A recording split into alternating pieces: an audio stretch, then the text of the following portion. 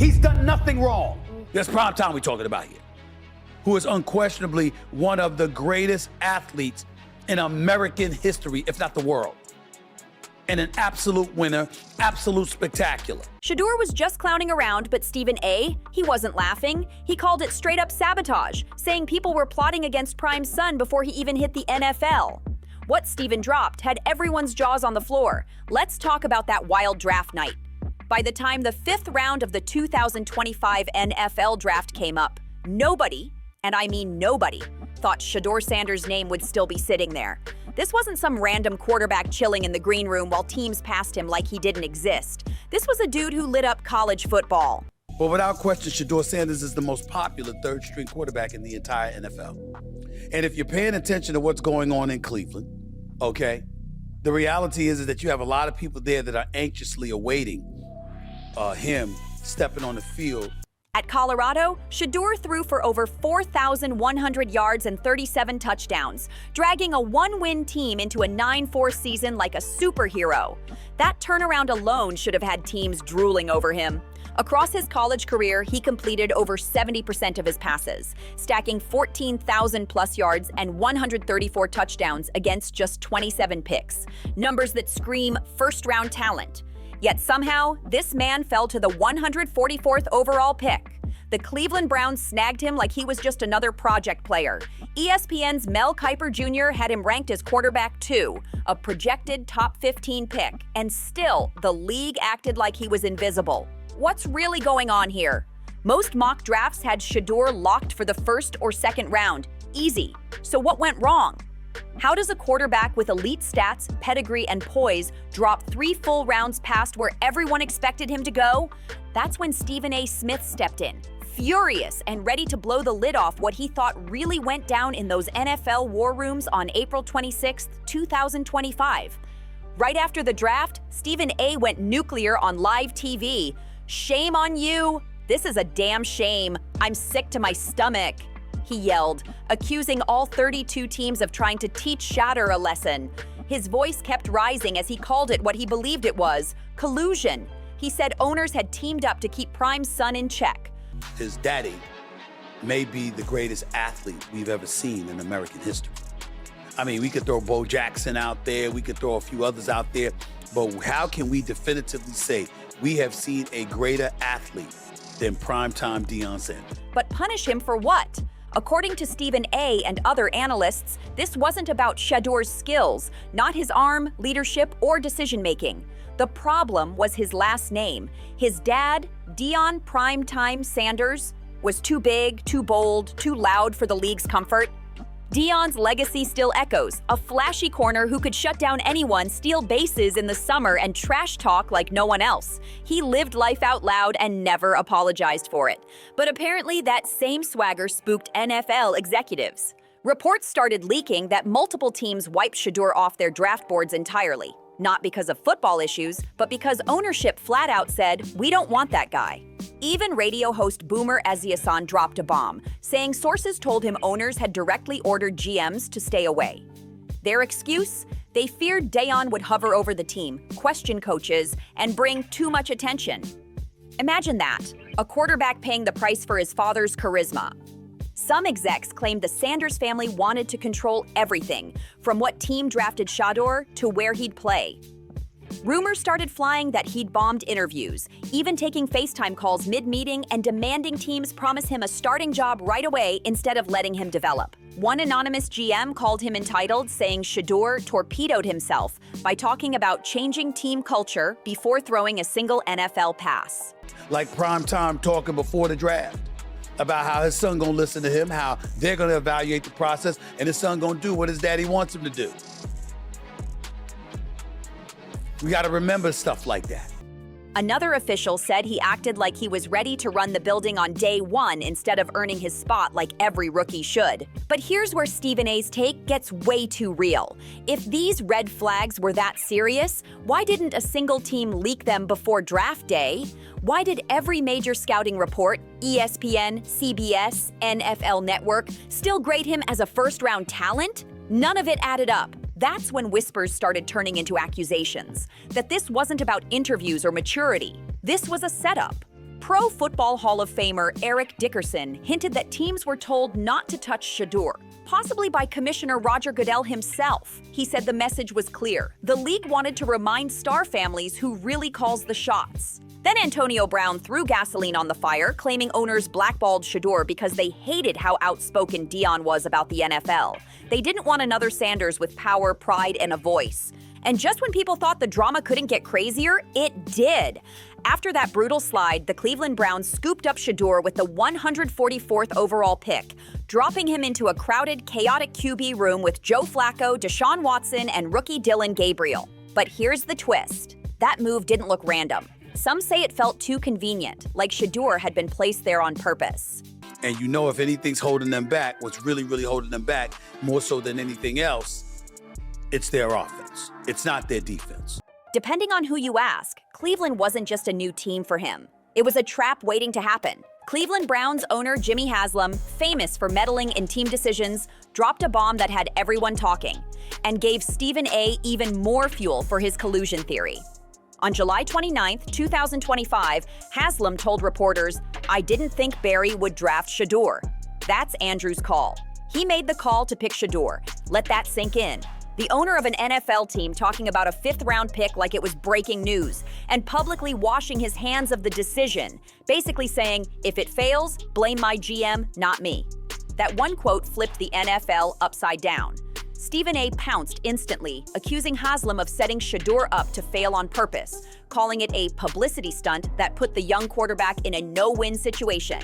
His theory? Haslam either got pressured by the league office to draft Shedeur or did it just to cash in on Dion's name for merch, clout, and headlines, while making sure the blame never touched him if it went south. Skip Bayless backed him up, while Ryan Clark tweeted, "Andrew Barry gets to take credit because the owner wanted nothing to do with it." A post that blew up with over 19,000 likes and sparked major debate. Fans started asking the hard question, was Cleveland really trying to develop Shedeur, or were they just using him as a PR move while keeping him buried behind veterans? And then came training camp, where things got weird fast. To me, what he was saying is, no matter what I say, it's going to be taken out of context or it's going to be blown up and exploited, and it's not going to do me any good. It's only going to be harmful, because you know how people are. Shedeur wasn't treated like a high-upside rookie or a franchise hope. He was thrown into a frustrating, almost humiliating setup, a supposed quarterback competition that looked more like preseason sabotage. The Browns' offense was a complete disaster, like historically bad. And the crazy part? Their defense was elite, with Myles Garrett playing out of his mind, looking like the best player in football. Yet somehow, Shedeur Sanders couldn't even get first-team practice reps. Imagine how frustrating that had to be. The kids out there grinding with backup linemen, backup receivers, backup tight ends, basically running plays at half speed against second-string defenders. No real chemistry, no real shot to grow. Meanwhile, 39-year-old Joe Flacco was getting all the top reps, and rookie Dillon Gabriel, drafted 2 rounds ahead, was treated like the future. That's when Stephen A. Smith cranked his criticism into overdrive. He said what everyone was thinking, either this was incompetence at its finest or a straight-up setup. Then came August 8, 2025, Cleveland's preseason opener versus the Carolina Panthers. Out of nowhere, they tossed Shedeur into live game action with almost no preparation. But to everyone's surprise, he held his own. 14 of 23 completions, 138 yards, 2 touchdowns, solid debut. He looked calm, accurate, and ready. But the good vibes didn't last long. In the preseason finale against the Rams, they threw him behind a makeshift O-line, and it was ugly. He got sacked 5 times, went 3 for 11, and looked like a target practice dummy until they finally pulled him out. Stephen A. exploded the next morning on First Take, saying the Browns had set him up to fail on national TV. "No first-team reps, no protection, no preparation," he shouted, calling out Jimmy Haslam directly and asking the question everyone wanted answered. It makes his son an individual that needs to be aware of his circumstances, needs to be aware of the fact that you are primetime Dion's son. And you got to watch what you say. Was this football or a setup disguised as a season? Stephen A. Smith's point hit hard. If you really believe in a quarterback, why draft him just to set him up for failure? Why throw him into games with no prep, no support, and then use those struggles as proof he's not ready? It made no sense. By the time the season kicked off, Shedeur Sanders had been shoved down to quarterback 3, third string, behind Joe Flacco and Dillon Gabriel. For a guy once hyped as a future franchise quarterback, that was flat out humiliating. Third stringers don't even dress for games half the time. They just hold clipboards and run scout team drills. It was like watching a Ferrari stuck in traffic. On September 2nd, 2025, reporters asked Shedeur about his situation. You could feel the frustration dripping from his words. "I feel disrespected." Still, he tried to stay professional, but his patience was clearly wearing thin. Then came October 1st, and everything exploded. After yet another quarterback shuffle, Shedeur walked up to the post-practice media scrum, and what he did next became NFL history. He didn't say a word, not one word. Instead, Shedeur stood there miming his answers, moving his mouth, gesturing with his hands, nodding, shrugging, but staying completely silent. The reporters were stunned. He performed his little pantomime for a few painfully awkward minutes, smiled, and just walked off. Cameras caught everything, and within hours, the clip went mega viral. Social media went wild. Some fans thought it was genius protest art. Others called it childish. Critics like Emmanuel Acho slammed him as immature, saying he wasn't mentally ready for the NFL grind. Dan Orlovsky jumped in too, calling it a maturity red flag that questioned his leadership. But Stephen A., he saw something totally different. On his October 2nd First Take episode, he went off. He said Shedeur's silent act wasn't disrespect, it was rebellion. A statement about being ignored, unheard, and boxed in by a system that never gave him a fair shot. And just like that, the saga of Shedeur Sanders, already wild, hit a whole new level of viral chaos. Stephen A. Smith argued that Shedeur's silent protest was genius. He said it wasn't immaturity, it was a statement. Shedeur was showing the world that no matter what he said, it would get twisted. If he showed confidence, they'd call him cocky. If he showed frustration, they'd say he's entitled. If he praised the coaches, he'd be called fake. If he criticized anything, he'd be labeled toxic. So instead, he said nothing, letting silence speak louder than words. Stephen A. explained, he's saying, if you don't hear me, that's cool.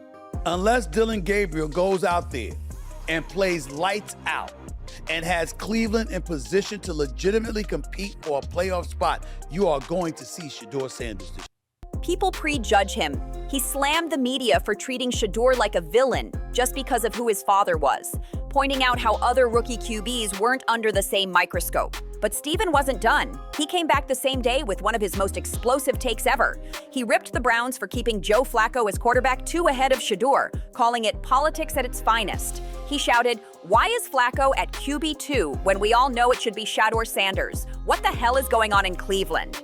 He accused the team of sabotaging their own rookie, connecting every dot, from Haslam's shady draft comments to Shedeur's lack of first-team reps to the preseason setup that left him unprepared.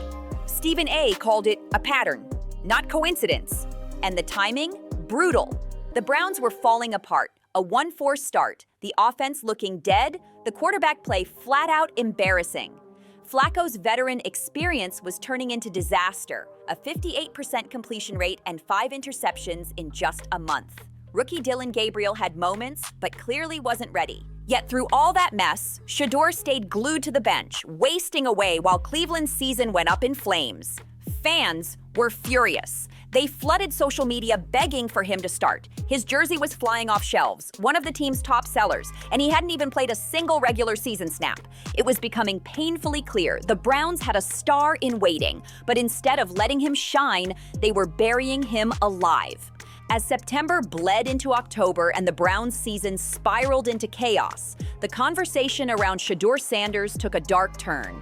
What started as talk about playing time and development turned into something way bigger.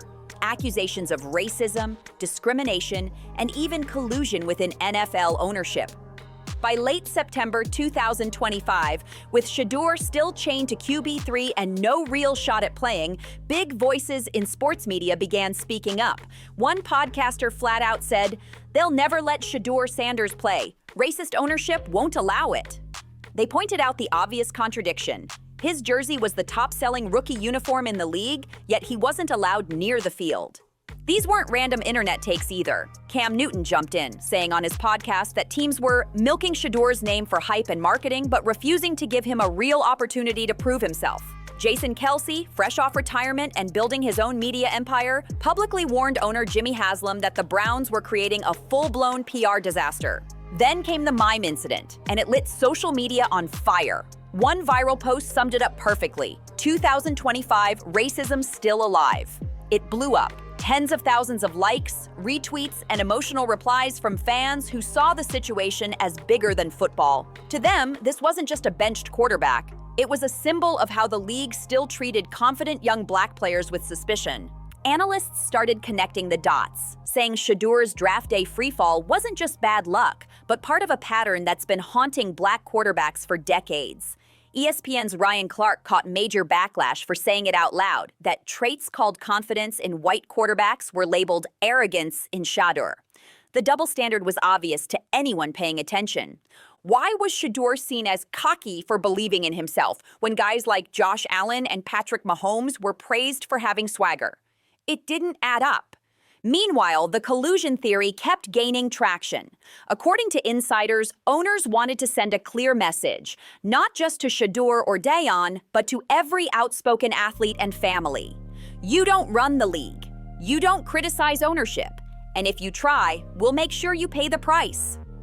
What was happening to Shedeur didn't just feel unfair. It felt like a warning shot to anyone who dared to challenge the system.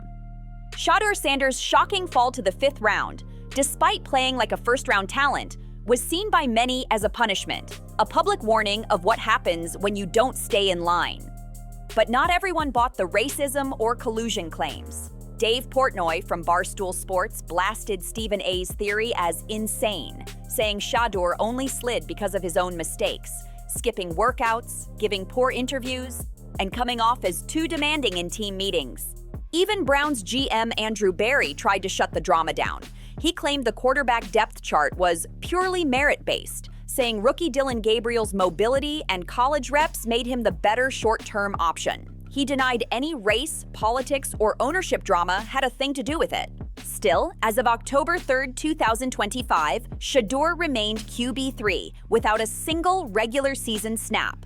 The Browns were 1-4, their offense ranked near the bottom of the league, and fans were losing patience. Meanwhile, Shedeur's popularity was skyrocketing. Fans packed training camp just to see him throw, and his merch was selling out faster than anyone on the roster. Stephen A said it best. If Gabriel doesn't turn it around soon, fans will demand Shedeur by week 13. The hype is real. The entire league's watching, waiting for that moment he finally steps on the field. But here's where it gets wild. The stakes couldn't be higher. If Shedeur finally gets his shot and struggles, his critics will tear him apart, claiming he was never ready and that all the controversy was just noise. But if he shines, if he delivers the same magic he did at Colorado, if he throws lasers, leads drives, and proves he belongs, then the NFL itself will have a lot to answer for. Every owner, every GM who passed on him will be forced to explain how a talent like that fell so far, and whether it was really about football, law, or about control. This whole saga has grown way bigger than one player. It's become a test of how the NFL treats confident black quarterbacks, especially those with famous last names and powerful voices. It's exposing cracks in the league's culture, the unspoken power struggle between ownership, management, and players who dare to stand tall. And for Stephen A. Smith, this is personal. If Shedeur fails, critics will say he let loyalty to Deion cloud his judgment. But if Shedeur wins, if he proves everyone wrong, then Stephen A. will be vindicated, standing as the one who saw the truth from day one. Meanwhile, Cleveland's still in chaos, fans chanting, "Sell the team," at home games, questioning Kevin Stefanski, doubting Andrew Berry, and side-eyeing Jimmy Haslam for every bad call. The Browns might have drafted a quarterback, but what they really started is a revolution everyone's watching unfold.